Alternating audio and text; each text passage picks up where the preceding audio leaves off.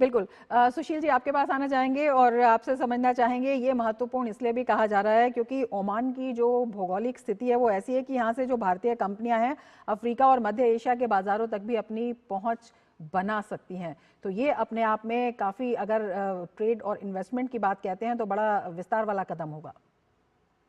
बिल्कुल, ये देखिए लोकेशन, जो ओमान की लोकेशन जैसा आपने कहा कि बड़ी स्ट्रेटेजिक लोकेशन है, तो हमारे लिए ना केवल सामरिक रूप से बल्कि आर्थिक रूप से अगर हम जब इसको देखते हैं तो ये एक एंट्री पॉइंट बनता है अफ्रीका के लिए, यूरोप के लिए भी, क्योंकि हम आईमैक उसकी भी बात कर रहे हैं।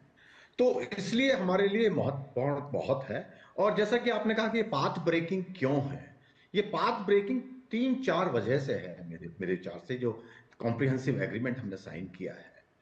एक तो ये है कि 0% ड्यूटी हम एग्री किए हैं कि उन्होंने हमारे जो गुड्स हैं, जो करीब 99.38% जो हमारी सामान जो वहां जाता है उस पर उन्होंने 0% ड्यूटी डिक्लेयर कर दी है।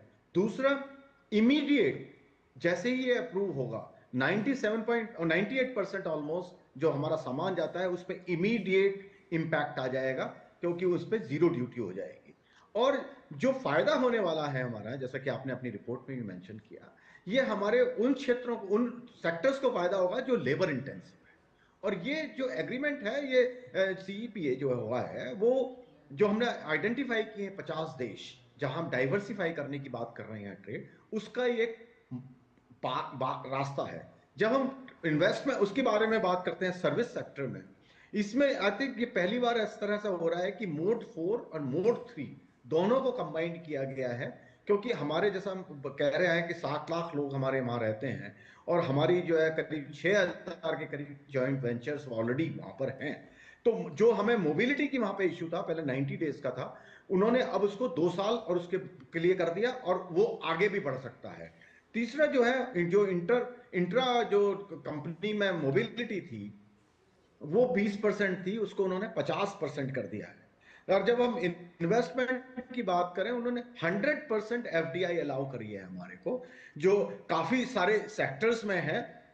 और जो करीब 127 जो सब सेक्टर हैं उस सर्विसेज के, वो उन्होंने उनको ओपन कर दिए हैं। जैसा कि आपने बोला भी, आईटी के बारे में बात की, प्रोफेशनल सर्विसेज के बारे में बात की, एजुकेशन के बारे में, हेल्थ है, और ऑडियो विजुअल है, तो और आर्किटेक्चर, हेल्थ एरिया, वो सारा उन्होंने हमारे लिए ओपन कर दिया है।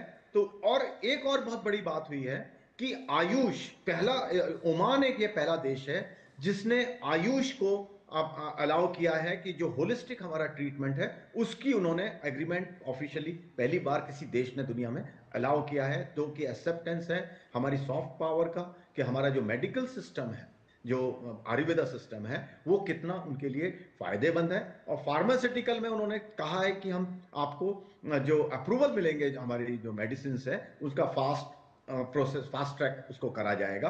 तो इसमें जो है फायदा भारत को भी है, ऑफ कोर्स ओमान को भी उसमें फायदा है, क्योंकि उनको जो है हमारी जो टेक्नोलॉजी है, क्योंकि ओमान कोशिश कर रहा है डाइवर्सिफाई करने का, अवे होने का, पेट्रोलियम, जो पेट्रोलियम सेक्टर पे उनकी जो डिपेंडेंस है उससे वो अलग दूर होना चाहते हैं। तो उसमें इस एग्रीमेंट से उनको बहुत मदद मिलेगी। लेकिन भारत ने जो हमारे सेंसिटिव एरियाज हैं उसमें ओमान मान गया कि उनमें हम आपको उस एरिया में वो नहीं जाना चाहते हैं, और वो सारे प्रोटेक्ट किए गए हैं इसमें, चाहे वो टी, कॉफी, डेयरी हो, गोल्ड सिल्वर हो, और स्क्रैप मेटल्स हो, उस सारे क्षेत्रों को उन्होंने से अलग रखा है ओमान, क्योंकि वो दे अंडरस्टैंड कि हमारी सेंसिटिविटी किस एरिया में है। तो मेरे ख्याल से ये विन विन सिचुएशन है सभी, दोनों साइड को। इसीलिए, इसीलिए इसमें जो है बहुत इसको सराहाया जा रहा है कि जो एग्रीमेंट किया गया है दोनों साइड के लिए बेनिफिशियरी है। और भारत, जैसा कि अभी आपने रिपोर्ट में भी कहा कि भारत अब एफटीए साइन कर रहा है, ये दूसरा, पिछले 6 महीने में यूके के बाद ये हमने ओमान के साथ में साइन किया, उससे पहले हमने साइन किए, और अभी नेगोशिएशन चल रहे हैं।